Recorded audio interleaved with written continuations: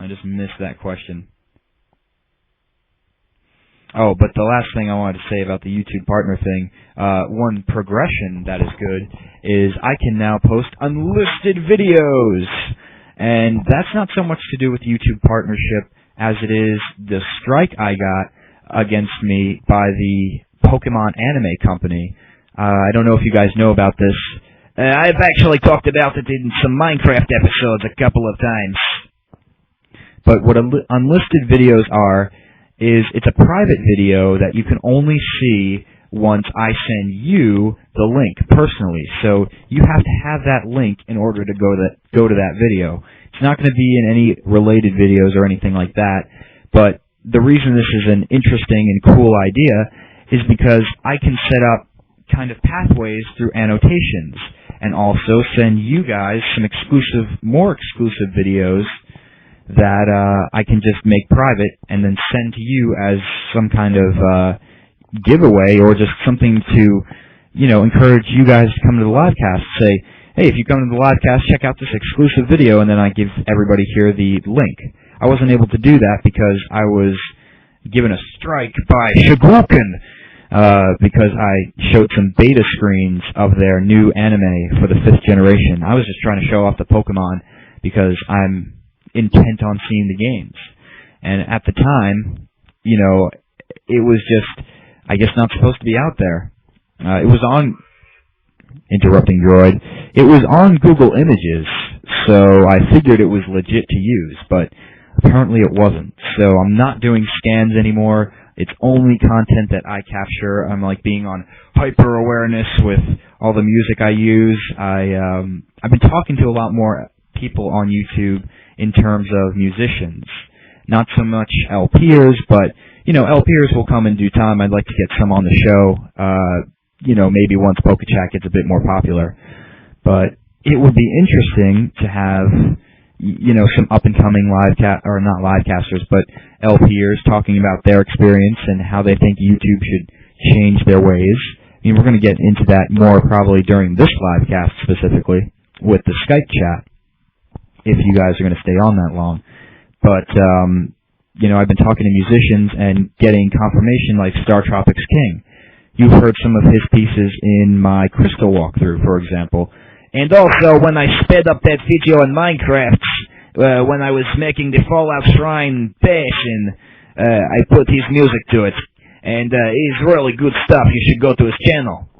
But it's really cool because it's a very connected experience where all the creators are us. We, the people, are entertaining ourselves with the content. We're expanding our consciousness together by fusing our works and gaining new ideas. So it's a wonderful experience.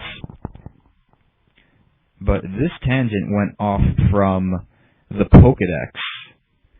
And I want to gauge what your opinions are as far as the 3DS Pokedex. Do you guys think that it is worth what it is? I mean, I think that it's a pretty good tech demo, and it's good that they made it free. I think if they even charged a few dollars, like $3, it would be ridiculous. Can I make PokeChats at earlier times? I'm not sure. We'll see what we can work out during the summer, but with community college going on, I have Sunday pretty much open to me. Monday I have off, and Tuesday through Thursday I go to community college. So I usually like to keep those days free and early. But I have a good amount of content for you guys to watch during the week, so it's no problem. Yeah, exactly. It's kind of showing off what Pokemon's going to be in the future. It's kind of like the augmented reality cards here, because it doesn't show a full-blown game, but it shows the character models and what you're going to be seeing on the system, what the system can actually do. And again, just like the augmented reality cards, you can augment reality with your Pokemon, and I don't know how. Not all the details have been released. The hours go on. I mean, we're only a few hours away from when it's released. But it's so funny to be nerding out over a Pokedex, but it's really exciting to see. and I can't wait. It's rumored to have some kind of spot pass feature, and guess we're doing Skype later. Not now, but it's going to be using some sort of spot pass, and I'm really pumped to see. It's a free app. Anybody who has a 3DS should get the app, just for the fun of seeing something else in 3D. Personally, I've only seen Pilot Wings and, some 3D photos, and those are cool, but I'm looking really forward to Ocarina of Time.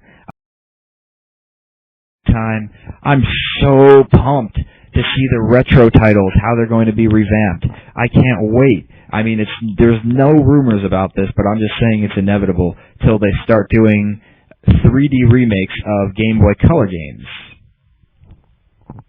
It doesn't matter what your voice sounds like. If your opinions are cool and you've got something interesting to discuss, a listener call-in's always good. But, I love where the 3DS is going, and I just can't wait to use it more. I can't wait to see, it's inevitable to see more portable gaming, maybe Game Boy Advance even. Could you imagine that? If they added texturing and layering to Game Boy Advance games and then made it downloadable on the 3DS. I don't know if the firmware is there for it, but they're already rumored to have Netflix, or it's inevitable to have Netflix on the 3DS. So if you see movies, why not have some other content? I don't know. Gamerscast. Good to see you. But what is your most anticipated title to come out on the eShop, guys? Is it something new like Cave Story, or is it one of the retro titles? Or maybe the Pokedex? I personally can't wait for the Pokedex. I'm going to be putting all over everywhere. Mega Man. Is the downloadable demo of Mega Man going to be available early in the eShop's launch? I'm not sure. Cave Story isn't downloadable. Wow, I didn't know that.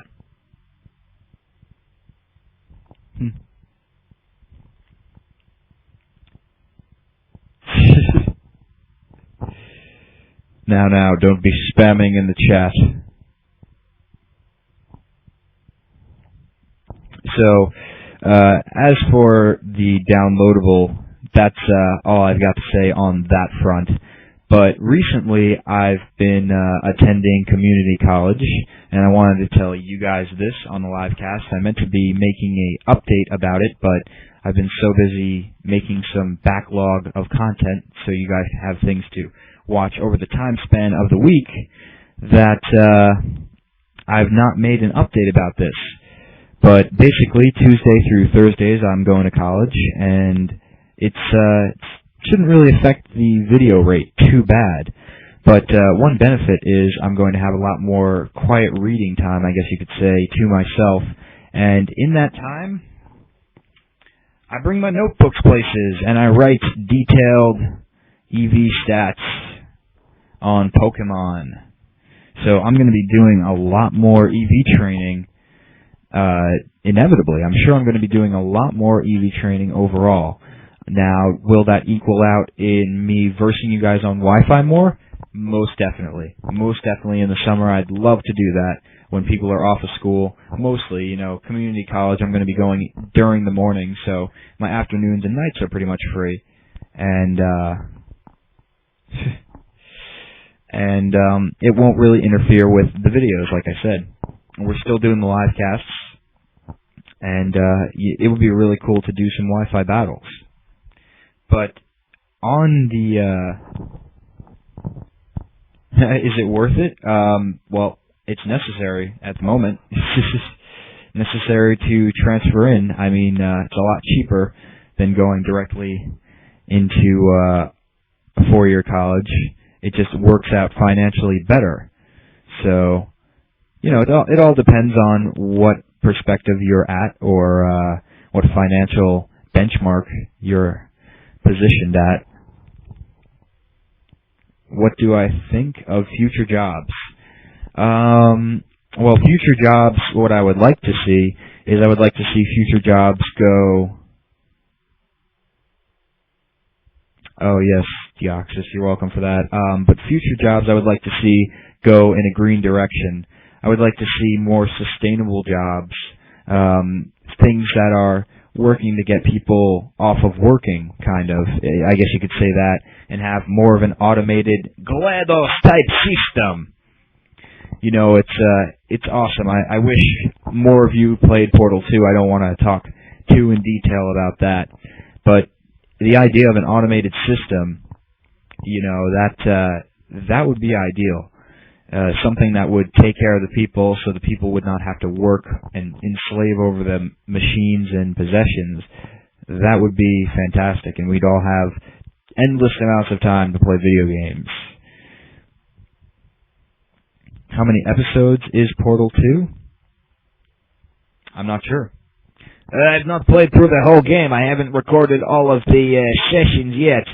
But right now I've got like 7 episodes in the backlog. Or not 7, but up to episode 7. So there's many more episodes of Portal 2 to come. No, I'm not going to be a voice actor. Again, like I said with automation, my main goal is to get off the grid. Did I ever announce what we were planning for? No, I didn't announce anything about that yet. I'll get into that later. Yes, shipping. You guys, you pay attention. Working to get my captain's license to build up some bucks to go off the grid. Basically, collect solar panels, collect shipping crates to build cheap housing. What I do on YouTube, and as far as my voice goes, it's just I have fortunate genetics, I guess you could say. But, you know, I'm going to use YouTube as hopefully an alternate revenue stream in the future.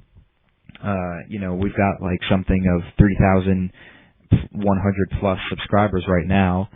And, you know, hopefully that keeps growing. Hopefully, you guys keep enjoying the content. You seem to really like the review that I did of Metroid Prime Trilogy. I got a good response on that, so I'll probably do more of those. But, you know, one day YouTube will realize that LPers and gamers alike have original content.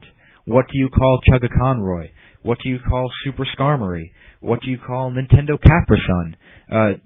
Even Matt's rival, SSOHPKC. What do you call him? That's original content. That's people's stories, people's perspectives, reality tunnels, interacting with you, the viewer, and creating a new community where there once was not. I mean, I think that gaming has taken such an evolution overall. Right, comedy. Yeah, Giancarlo Paramango. Yeah, I used to watch him before. Now I don't watch any LPs anymore.